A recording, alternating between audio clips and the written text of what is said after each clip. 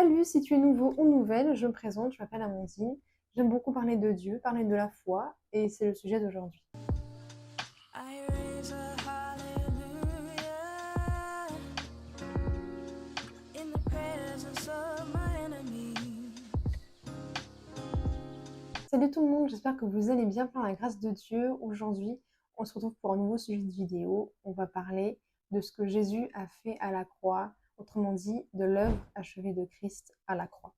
Cette vidéo n'est pas adressée à un public spécifique, à des croyants, à des chrétiens, mais cette vidéo est adressée à toute personne qui est en quête de connaissances, de savoir, de réponses peut-être. Mais que tu sois homme, femme, enfant, jeune, moins jeune, blanc, noir, tu es concerné par ce message, car c'est pour toi que Jésus est mort sur le bois. Tu es au bon endroit et à la fin de cette vidéo, tu auras la réponse à tes questions. Laissez-moi commencer par un passage des Écritures dans Genèse chapitre 1, versets 1 à 2. Au commencement, Dieu créa les cieux et la terre. La terre était informe et vide, etc. Entre ces deux versets, il semble qu'il y ait un événement qui ne nous est pas relaté, parce que Dieu ne crée rien d'informe et vide. Mais laissez-moi vous ramener à Ézéchiel, chapitre 28, versets 13 à 19. Ici, on y voit Dieu qui régnait dans sa majesté sur la montagne de Sion, avec son royaume qui était bien organisé. Lucifer, l'un des trois archanges avec Gabriel et Michael, se rebella par orgueil pour prendre la place de Dieu à ce moment-là. Pour résoudre cette rébellion sans déchoir de sa position, Dieu décida d'évacuer Lucifer du ciel. Lucifer, devenu ténèbres et méchanceté, fut donc précipité sur la terre et il a causé chaos et désordre, ce qui explique la condition informe et vide de la terre initialement décrite en Genèse chapitre 1 verset 2. Dieu, témoin de ce terrible tumulte, s'est dit en lui-même « Faisons l'homme à notre image, selon notre semblance », tel qu'il est écrit dans Genèse chapitre 1 verset 26. Il a voulu faire de l'homme la représentation légale de ce qu'il était sur la terre, et il a voulu faire de lui celui qui allait infliger la punition suprême à Satan. L'homme avait le privilège d'avoir un corps, alors que Dieu n'en a pas. Parce que l'homme devait régner sur la terre, qui est un monde physique, et Dieu devait rester maître du ciel, qui est un monde qui n'est pas physique. Mais l'homme a désobéi à Dieu et il est tombé dans la déchéance. Il a perdu la vie que Dieu lui avait donnée, et sa relation avec Dieu a été brisée. Il a perdu sa divinité, sa domination, sa force, sa puissance, son autorité et toutes ces choses. Mais Dieu, en réalité, n'est surpris par rien car il connaît toutes choses. C'est pourquoi il avait prévu dans son ingéniosité un plan de rédemption afin de ramener l'homme à sa restauration totale, la croix. Quand on dit que Jésus est mort sur la croix pour toi, ça veut dire qu'il a donné son sang. Quand on dit que Jésus a donné sa vie, ça veut dire qu'il a donné son sang, tel qu'il est écrit dans Lévitique chapitre 17 verset 11, car l'âme de la chair est dans le sang. Le sang de Jésus a énormément de valeur, car c'est un sang qui n'a jamais péché. Jésus est né de Dieu. Certes, il est sorti par Marie, je ne le contredis pas, mais la semence de Jésus vient de Dieu, et Dieu n'a jamais péché, n'a pas de péché. C'est pourquoi il n'y a que ce sang qui pouvait nous racheter, qui pouvait racheter l'humanité du péché, dû à la désobéissance d'Adam et Ève. Et chaque fois que le sang de Jésus coulait sur la croix, nous étions libérés d'une condamnation, due au péché hérité de nos pères. C'est ce sang-là qui amène la restauration totale dans ta vie. Premièrement, je vais commencer par parler des 7 endroits où le sang de Jésus a coulé et ses significations. Car beaucoup de gens aujourd'hui sur la terre savent qu'un jour, un homme nommé Jésus est mort sur une croix pour sauver l'humanité du péché, mais est-ce qu'ils savent réellement ce que ça veut dire, ce que ça implique? C'est ce qu'on va voir. Premièrement, il y a eu les grumeaux de sang. Avant l'arrestation de Jésus au jardin de Gethsémanée, Jésus a tellement prié pour que la volonté de Dieu s'accomplisse que la Bible nous dit que sa sueur s'est littéralement transformée en grumeaux de sang. C'est un état de stress extrêmement grave, qualifié par les médecins, et c'est quelque chose qui arrive de manière très rare. Et Jésus a accepté de faire ça afin de nous racheter de tout ce qui est souffrance concernant l'accomplissement de la volonté de Dieu pour notre vie et la réussite de notre vie. Ensuite, il y a eu le dos. Jésus a reçu 39 coups de fouet au niveau de son dos. Et quand je dis fouet, je ne parle pas des fouets comme on pourrait comprendre et imaginer, mais à l'époque des Romains, il y avait des morceaux de fer au bout des lianes, ce qui fait quand on frappait quelqu'un avec ce type de fouet, la peau était arrachée à vif. Et donc le dos de Jésus était tout à fait à découvert et on pouvait y voir tout à l'intérieur. C'était horrible.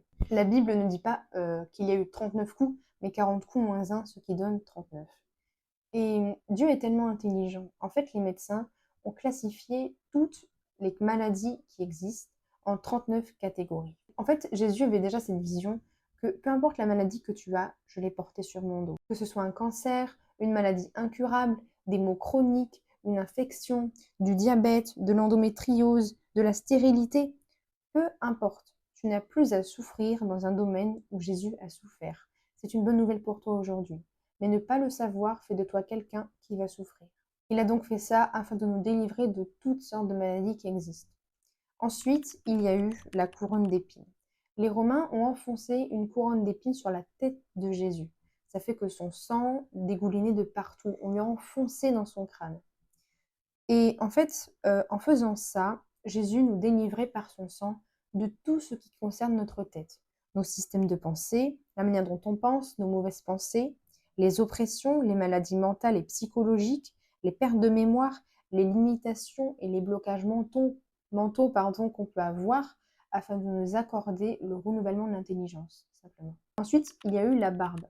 À l'époque, avoir la barbe pour un juif était quelque chose de très important. Ça symbolisait l'honneur, le respect et la dignité.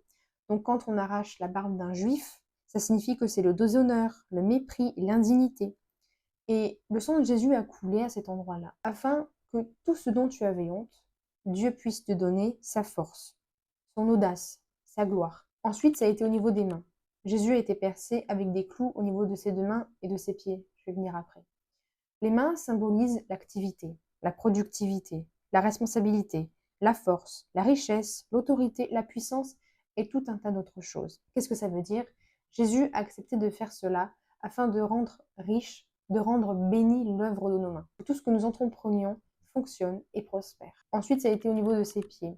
Les Romains ont pris un clou et l'ont cloué au niveau de ses pieds.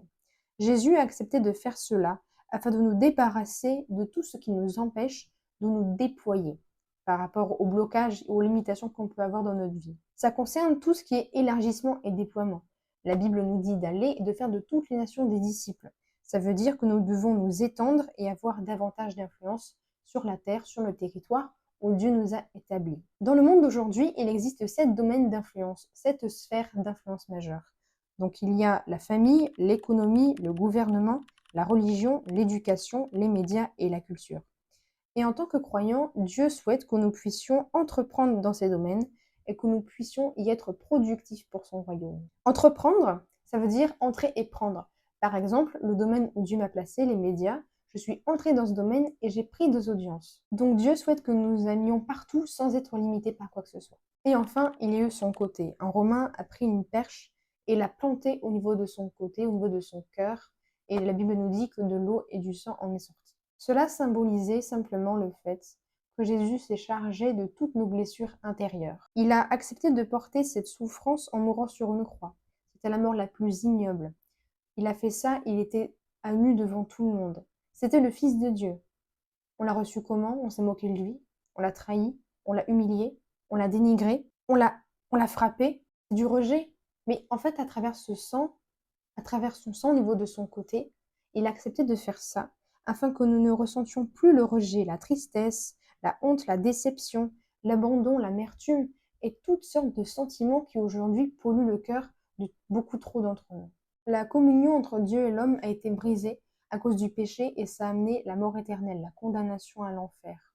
Et pour régler ce problème, il fallait que le sang coule. D'où le fait que ce soit Jésus-Christ, le Fils de Dieu, qui n'a jamais péché, qui est mort sur la croix. Il a fait ça par amour en se sacrifiant lui-même. Le sacrifice de Jésus est parfait. Il ne manque rien. Il n'y a rien à y ajouter.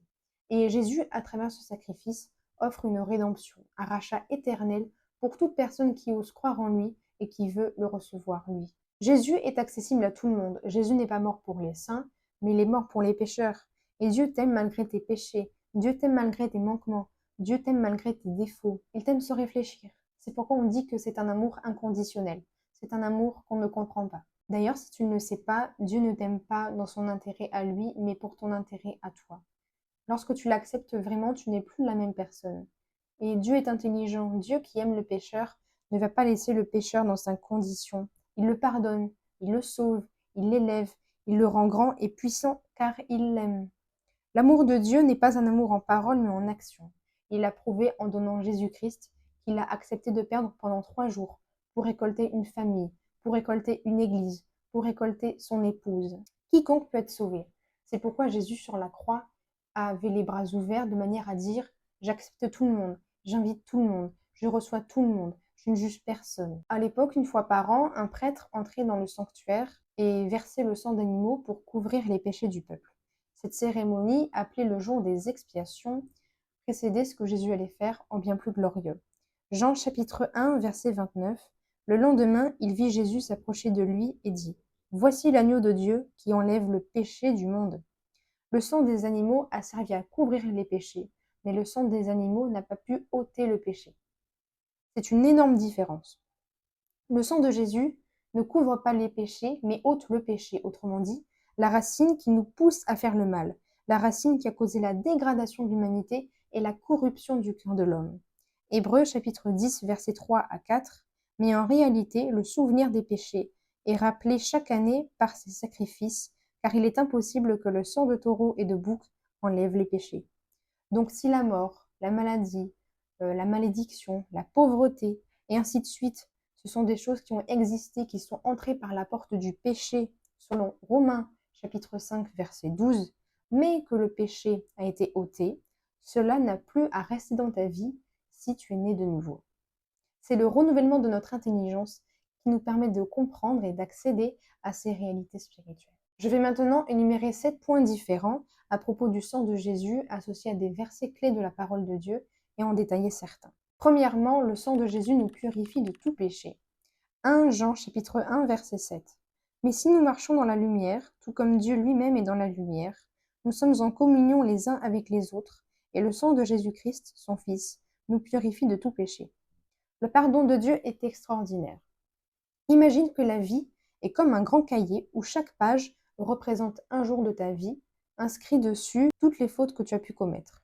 Cependant, lorsque Dieu te pardonne, il vient rendre ces pages blanches à nouveau. Il efface tous tes péchés et n'en laisse plus aucune trace. C'est complètement propre, on ne voit plus rien. Tu es blanchi et purifié. Deuxièmement, le sang de Jésus a effacé l'acte aux multiples ordonnances qui nous condamnaient. Colossiens chapitre 2 verset 14. Il a effacé l'acte dont les ordonnances nous condamnaient et qui subsistait contre nous, et il a détruit en le clouant à la croix. L'acte, c'est un papier avec toutes les fautes que tu as pu commettre, et Jésus, en mourant sur la croix, a pris ce papier et l'a crucifié, de manière à dire et à montrer que tu n'es plus condamnable. Troisièmement, le sang de Jésus nous justifie. 2 Corinthiens chapitre 5 verset 21. Celui qui n'a point connu le péché, il l'a fait devenir péché pour nous, afin que nous devenions en lui justice de Dieu. Jésus a pris notre place de pécheur, afin que nous prenions sa place de juste. Nous sommes déclarés justes aux yeux de Dieu lorsque nous l'avons accepté. Nous sommes déclarés non coupables. L'accusateur, appelé le diable, a beau nous accuser, mais en Christ, nous sommes désormais non coupables. Et aux yeux de Dieu, nous n'avons jamais commis de péché. Quatrièmement, le sang de Jésus est le gage de notre adoption dans la famille de Dieu. Éphésiens, chapitre 1, verset 5, nous ayant prédestinés dans son amour à être ses enfants d'adoption par Jésus-Christ, selon le bon plaisir de sa volonté.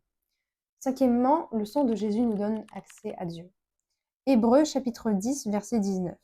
Ainsi donc, frères, puisque nous avons, au moyen du sang de Jésus, une libre entrée dans le sanctuaire. Sixièmement, le sang de Jésus nous donne la victoire sur Satan. Apocalypse, chapitre 12, verset 11. Ils l'ont vaincu à cause du sang de l'agneau et à cause de la parole de leur témoignage, et ils n'ont pas aimé leur vie, jusqu'à craindre la mort. Nous avons la victoire par le sang de Jésus. Aucun autre sang n'est plus puissant que celui-là. C'est une arme redoutable. Et enfin, pour finir, le sang de Jésus parle pour notre protection. Hébreux, chapitre 12, verset 24. Le sang vous servira de signe sur les maisons où vous serez. Je verrai le sang, dit Dieu, et je passerai par-dessus vous, et il n'y aura point de plaie qui vous détruise quand je frapperai le pays d'Égypte. Bien que ce verset se réfère à l'Ancien Testament dans un but précis, le sang qui était versé sur les linteaux préfigurait la protection par le sang de Jésus dans notre vie aujourd'hui. Ce verset se situe lors de la dernière des 10 plaies d'Égypte, où Dieu prévient de la mort des premiers-nés égyptiens. Pour protéger les Israélites, Dieu ordonna à Moïse de demander au peuple d'immoler un agneau et de par son sang en asperger sur les linteaux, sur les portes. Et lorsque l'ange de la mort verra le sang sur les portes, il passera par-dessus et épargnera les maisons marquées de par ce sang-là. Ce sang servait de signe de protection par rapport à la plaie destructrice. Cet événement préfigure le sacrifice de Jésus qui par son sang nous sauve et nous protège.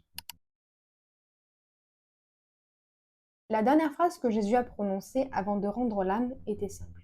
Tout est accompli. Mais qu'est-ce que ça veut dire? Ça veut dire trois choses majeures. Ce terme vient du mot grec tétélestai, voulant dire en termes juridiques que la sentence a été totalement purgée, en termes militaires que la guerre a été pleinement remportée, que la victoire est constatée, et en termes de relations commerciales que la dette a été pleinement payée. Matthieu chapitre 5 verset 17. Ne croyez pas que je sois venu pour abolir la loi ou les prophètes. Je suis venu non pour abolir, mais pour accomplir. L'ancienne alliance, que personne n'a réussi à accomplir, Jésus est venu l'accomplir parfaitement. Son sacrifice marque la fin de l'ancienne alliance, c'est-à-dire la loi, et marque le commencement de la nouvelle alliance en son sang, c'est-à-dire la grâce.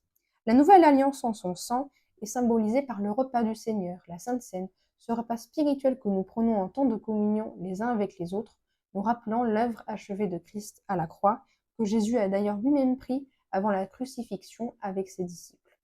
Luc chapitre 22, verset 19. Ensuite, il prit du pain, et après avoir rendu grâce, il le rompit et le leur donna, en disant, « Ceci est mon corps qui est donné pour vous. Faites ceci en mémoire de moi. » Il prit de même la coupe, après le souper, et la leur donna en disant, « Cette coupe est la nouvelle alliance en mon sang, qui est répandue pour vous. » Ressusciter signifie revenir à la vie, ou encore être de nouveau vivant. Colossiens chapitre 1 verset 18, version parole vivante. Il est le premier-né ressuscité des morts. C'est en lui que commence une autre humanité. Partout, en toutes choses, il est au premier rang. Jésus-Christ est le commencement d'une nouvelle race humaine qu'on appelle la race de Christ, ou encore la nouvelle création, tel qu'il est écrit dans 2 Corinthiens chapitre 5 verset 17. À la résurrection, Jésus a inauguré une nouvelle race d'hommes, dont il est le premier sur la ligne, d'où l'expression premier-né. La résurrection de Jésus marque le commencement d'une nouvelle humanité, d'un nouveau genre d'êtres humains, ceux qui sont nés de Dieu et qui possèdent la même vie que Jésus. 1 Corinthiens chapitre 15 verset 22. Et comme tous meurent en Adam, de même aussi tous revivront en Christ. La nouvelle naissance et la résurrection de Jésus sont intimement liées par le concept de victoire sur la mort et de renouveau. Parce que c'est vrai, la nouvelle création ne connaîtra plus jamais la mort spirituelle, c'est-à-dire la séparation d'avec Dieu, et expérimente dès maintenant sur la terre une nouvelle vie en Christ. Et de la même manière que Christ est ressuscité d'entre les morts, nous aussi nous ressusciterons avec lui. En effet, Dieu a déjà prévu notre résurrection. Tel qu'il est écrit dans Jean chapitre 11 verset 25 également, Jésus lui dit « Je suis la résurrection et la vie. Celui qui croit en moi vivra quand bien même il serait mort. » Ça me permet de découler sur mon prochain point qui est Romains chapitre 8 verset 11. Et si l'esprit de celui qui a ressuscité Jésus habite en vous, celui qui a ressuscité Christ rendra aussi la vie à votre corps mortel par son esprit qui habite en vous. Le Saint-Esprit est venu habiter en nous afin que nous puissions vivre notre vie selon le modèle de Dieu. Si le Saint-Esprit est venu habiter en nous, c'est en but de nous changer radicalement, de changer notre vie en fait sur la terre, de changer notre environnement, notre extérieur, car la vie spirituelle se vit de l'intérieur vers l'extérieur. 2 Corinthiens chapitre 5 verset 17, version parole vivante, si quelqu'un est en Christ, si quelqu'un entre en communion vivante avec le Christ, il devient un homme nouveau, il est recréé, l'ancien état est dépassé, ce qu'il était autrefois a disparu. La nouvelle création a déjà commencé, voici, tout est devenu nouveau. Ça signifie que lorsque tu as accepté le Seigneur Jésus, si c'est le cas, ce que tu avais comme blocage et limitation dans le passé, ça doit s'arrêter. Le Saint-Esprit a pour but de transformer ta vie. Ça veut dire que si quelque chose était à l'arrêt dans ta vie, que ce soit ta santé, tes finances, tes projets, tes rêves, ta vie professionnelle, ta vie personnelle, tes relations, ça doit revivre. C'est par la foi que ça marche. Tu peux et tu as le droit de réclamer ta nouvelle vie en Christ, je tiens à te le dire. Mais tu dois être décidé et déterminé à voir ces résultats dans ta vie. Car comme je te l'ai dit, ce n'est pas automatique. Tu n'es plus influencé par ce que tu vois, donc de l'extérieur, mais tu es influencé par ce que tu crois de ton intérieur. Et à force de demeurer dans la foi, dans les promesses de Dieu, cela se manifestera certainement. Tel qu'il est dit dans Hébreux chapitre 10 verset 38, « Et mon juste vivra par la foi ». J'ose croire que par la foi, cette vidéo t'a interpellé, cette vidéo t'a touché et cette vidéo t'a impacté dans ta mentalité. Alors si jamais tu as pris la décision d'accepter Jésus dans ta vie, après ce que je viens de te dire, je t'invite à fermer les yeux et à prier avec moi. Seigneur Jésus, j'ai entendu ta parole et mon cœur est touché. Je te demande pardon pour tous mes péchés, conscients comme inconscients. Je t'accepte comme mon Seigneur et comme mon Sauveur personnel. Change mon cœur et change ma vie. Père, prends ma vie entre tes mains maintenant et fais de moi une nouvelle personne. Au nom de Jésus, Amen. À toi qui as fait cette prière d'un cœur sincère, je t'invite à aller voir dans la description où tu auras une playlist nommée Suivre Jésus qui t'apportera les enseignements nécessaires de base pour te construire une foi solide dans ta relation avec Dieu. En tout cas, c'est fini pour aujourd'hui. J'espère que cette vidéo vous aura à tous et toutes plu, que vous aura édifié et que vous aura appris de nouvelles choses. Si vous avez d'autres questions auxquelles je n'ai pas répondu, surtout n'hésitez pas à me laisser vos questions dans les commentaires. En tout cas, nous, c'est fini pour aujourd'hui. Si cette vidéo t'a plu, n'hésite pas à la liker, à commenter, à la partager autour de toi, à t'abonner si ce n'est pas encore fait et à activer la cloche des notifications. D'ici là, demeurez bénis. À bientôt.